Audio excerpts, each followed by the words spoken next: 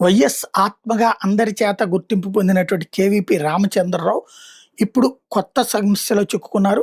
Titanium లీజులకు సంబంధించి ఉమ్మడి ఆంధ్రప్రదేశ్ ప్రభుత్వం స్విట్జర్లాండ్‌కి చెందినటువంటి బౌత్లీ ట్రేడ్ ఏజీ కంపెనీతో కుదుర్చుకున్న ఒప్పందంలో కుట్ర మీద ఇంటర్‌పోల్ జారీ చేసిన రెడ్ కార్నర్ నోటీస్‌కి సవాల్ చేస్తూ వైఎస్ రాజశేఖర రెడ్డి సన్నిహితుడు కేవీపీ రామచంద్రరావు వేసిన పిటిషన్ విచారణార్హం కాదని సీబీఐ మంగళవారం తెలంగాణ హైకోర్టుకు చెప్పింది. పారిస్‌లో ఉన్నటువంటి interpole agency red corner notice జారీ చేసినా అక్కడే అప్పీల్ చేసుకోవాలి. టైటానియం కుంభకోణం వ్యవహారంలో red corner notice, provisional arrest warrant మీద తదుపరి చర్యలు నిలువరించేలా ఆదేశాలు జారీ చేయాలని అభ్యర్థిస్తూ కేవీపీ 2014 ఏప్రిల్లో ఉమ్మడి హైకోర్టు పిటిషన్ వేశారు. ఇంటర్‌పోల్ రెడ్ కార్నర్ నోటీసు ఆధారంగా తదుపరి చర్యలు తీసుకోవద్దని సిఐడి అదనపు డీజీని ఆదేశిస్తూ హైకోర్టు అప్పుడే మధ్యంతర ఉత్తర్వులు ఇచ్చింది. సిబిఐతో పాటు కేంద్ర హోం, విదేశాంగ వ్యవహారాల శాఖ సుమోటోగా ప్రతివాదులుగా చేర్చింది. పిటిషన్ మీద జస్టిస్ ఎన్ తుకారాంజీ మంగళవారం విచారణ చేపట్టారు. సిబిఐ తరపు న్యాయవాది టి సృజన్ కుమార్ రెడ్డి వాదనలు వినిపిస్తూ టైటానియం ప్రాజెక్టుకు అవసరమైన అనుమతులు మంజూరు చేయడానికి కేంద్ర రాష్ట్ర ప్రభుత్వ అధికారులకు ముడుపులుగా $18.5 మిలియన్ చెల్లింపుల వ్యవహారంలో ఎఫ్బిఐ నార్త్ ఇల్లినాయిస్ కోర్టులో కేసు నమోదు చేసిందన్నారు. ఇందులో భాగంగానే ఇంటర్‌పోల్ రెడ్ కార్నర్ నోటీస్ జారీ చేసిందన్నారు. నోటీస్తో తమకు సంబంధం లేదని, కేవలం తమది ఇక్కడ అమలు చేసే ఏజెన్సీ మాత్రమేనని తెలిపారు.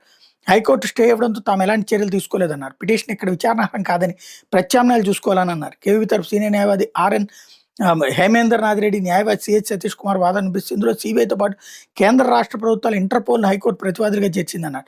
దీని మీద కేంద్రం ఇంటర్‌పోల్ ఇంకా కౌంటర్ దాఖలు చేయలేదన్నారు.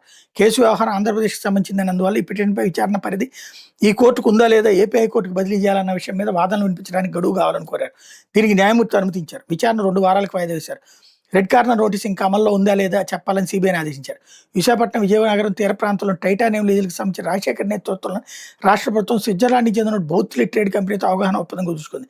అప్పుడు సీఎం సలహాదారుగా ఉన్న కేవీపీ ఈ ప్రాజెక్టుకి లైసెన్సులు, అనుమతులను ఇప్పించడానికి ముడుపులు వసూలు చేశారని ఎఫ్బిఐ పేర్కొంది. కేవీపీతో పాటు కుట్రలో కీలక పాత్ర పోషించిన డిఎఫ్ గ్రూప్ అధినేత డిమిత్రి ఫిర్హాస్, హంగరీ వ్యాపారవేత్త అండ్రాస్ స్నోప్, అమెరికాలో స్థిరపడిన భారతీయుడు గజేంద్రలాల్, శ్రీలంక చెందిన పెరియస్వామి సుందరలింగంని నిందితులుగా పేర్కొన్న అమెరికా కోర్టులో అభియోగాలు మోపింది.